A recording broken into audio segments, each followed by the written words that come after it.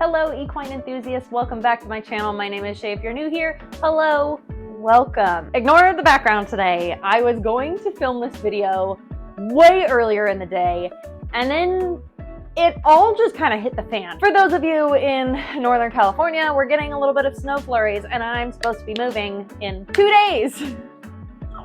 Today's video, I'm talking about goal setting as an equestrian. Cat!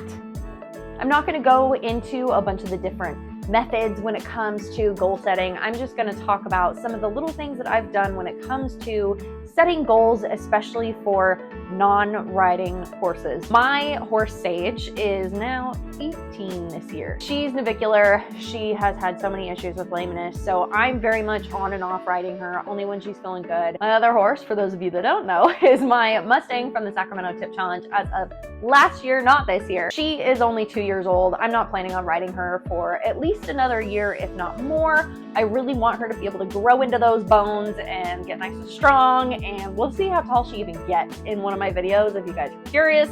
She tested to be like 17 freaking hands, so wish me luck. To start off with, this year is a lot about learning for me. I am taking the time to really read as much as I can, learn as much as I can, watch as much as I can, go to clinics, go to all these different events to really try to dive into the knowledge of the horse world. I feel like it's not something that I've done a ton of until more recently, of really trying to develop my own way of working with horses through nitpicking other trainers and seeing what works for their method and what might work for me. All my goal setting this year is kind of based around learning and what different ways for me to learn and how to incorporate that into working with both of my girls. It's been a little bit of a challenge since the tip challenge of last year. The competition put a lot of pressure on me, which was all for the most part, good pressure. It was a lot to keep me kind of on a timeline and keep me moving forward with training. Since the competition has stopped,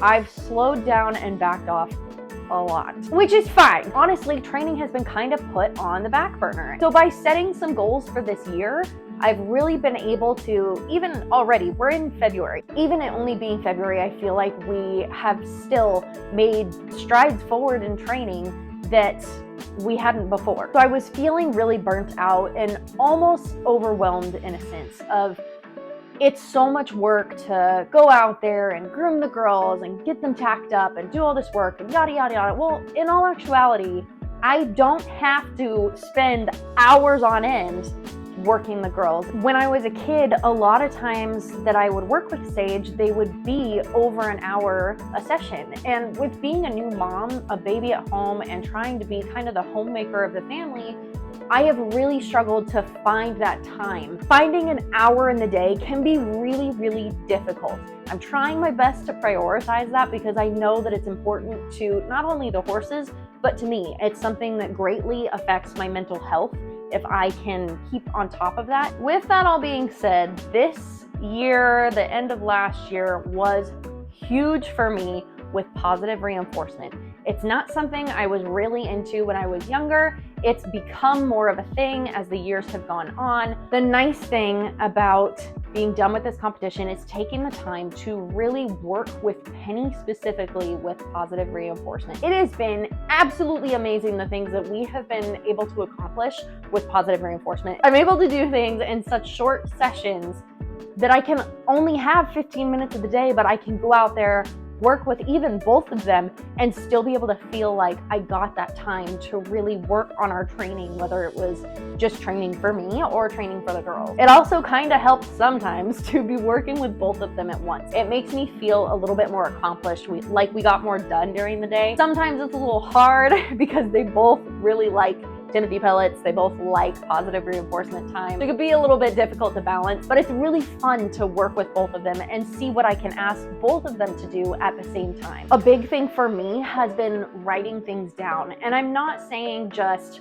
write down in the beginning of these are all the things that I want to do. Sitting down at the end of the day with my little spreadsheet that I created, that has like my regular planner, my habit tracker, and then I also have a section for horse training. Every column is broken up into Sage and Penny, and then goals for the day, what we accomplished, and notes. It's nice to just sit down at the end of the day, do the little check mark where you get that little dopamine hit, and then you go into your note section and write down everything that just went super well. Even if it didn't go great, it's awesome to be able to document that, look back at the beginning of the month and see the progress that we have made in a month alone, sometimes even a week. And sometimes I have to remember that those small goals are still goals, even if it's just something to make my life a little bit easier, like teaching Penny how to take the bit on her own. And that's how we've managed to teach bridling with her, is I did a lot of positive reinforcement and introducing that she could put her mouth on the bit before I fully put the bridle on. It's just things to make my life a little bit easier. And I have to remember that those goals are still little check marks. They're still progress at the end of the day. I wanted to talk about a little bit of the goals that I have in mind for myself in training with my horses. It's hard for me because I'm such a competitive person that not having shows makes it very difficult to want to keep striving forward and keep working. Because of where we're going to be, there is a horse show that's going to be going on that I just think it would be really fun to take my kiddo to and have him do a lead line showmanship class with Penny. It's something that's kind of a loose goal. I don't really know if I'm doing it, but it's going to be really close to where we're at. So even just to get Penny out to have some experience, it's not necessarily about the competition part at that point. It's more about getting her out of the arenas, getting her out of the barns, and getting her to a new place where there's a bunch of stuff going on. It's a goal. It's a loose goal. It's a goal. A goal kind of more for myself, kind of for the horses, kind of for me, is to read 6 training books this year. I have a lot of training books at home that I just haven't read. So I want to take the time, especially this year, if I'm really going to focus on learning and not doing another tip challenge, I want to really take the time to get as much as I can into my brain to learn and better my training for the horses. Another thing that kind of was briefly mentioned, is that Penny has not really been off the property a whole lot. So my goal for this year is to haul her off the property at least every other month. There's going to be other arenas in the area that I can haul to, so I'd love to be able to take her out more. Having it narrowed down to every other month gives me the opportunity to really feel like I can do it and get that check mark. Another one that might seem really silly, but it can be really hard for people that maybe have some depression, like myself. It can be really hard sometimes to struggle with mental health and want to go out and take care of our horses. And I know just as much as the next person that taking care of the horses is our job as horse owners. It can be really difficult to deal with burnout, depression, mental health, and really just the schedule of life to take that time even just to groom. So my goal for the year, really at least the month of March, is to groom the girls, both of the girls, 5 days a week. That's a full groom of, maintaining the mane, tail, make sure I'm cleaning out the feet, putting the hoof oil on, really giving them that time, even if it's a little bit of a massage in there, to have that bonding experience and have that time that they need to just chill and just enjoy our time together. By the end of March, I want both of the girls to be putting their heads down into the halters. It's something I've worked on a little bit with Penny, and I just never really finished out, so I'd love to get it kind of finalized and get a very clear movement of her dropping her head down, especially if she's gonna be so damn tall. I need her to bring her head down to my level. For Sage, even though she's 18, it doesn't hurt to be doing a lot of these other things to make my life a little bit easier as the owner. Something we really worked on this month was injections, and I want to make a whole video about it because I really like the way that we went about it. Sage has a lot of trauma when it comes to injections. I don't quite know why, she just hates them. I can't blame her. I don't love injections, but I've got tattoos. But I took the time this month to really work with the girls almost every day on injections and getting them used to it. It made my life so much easier when it came to the vet appointment. It was so much less stress, just breathable. It was doable. Everything was so calm and peaceful, and it was so nice.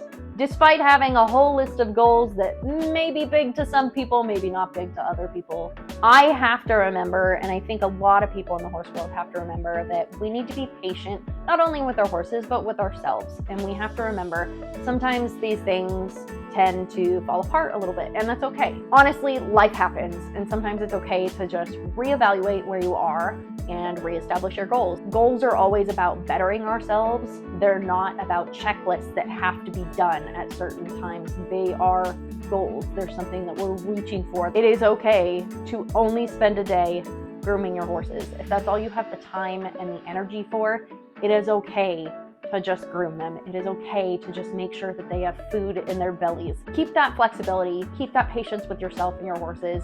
Just have a good time. We all got into the sport because we enjoy it. It's something that we either loved as kids or found out we loved as adults. End of the day, keep in mind, we all need to be patient with ourselves. We all need to be kind to ourselves. And remember, we got into horses because we love it. We love horses. We love the sport of equestrianism, and we need to keep that at the core of what we're doing. We all might be competing. We all might be hanging out on the trails. We all might be just grooming our horses for the day, but it's something that we enjoy, and we have to remember that little kid inside of us just craved the attention of a pony. That is it for this video. I hope you guys enjoyed it. I hope it gave you something to kind of think about and a little bit of guidelines. I know it wasn't all that strict of here's a checklist of things to do for your goals, but I hope it gave you something to go off of. Don't forget to like, subscribe, comment down below, and I'll see you in the next video. Oh, and I promise the next video won't be at night.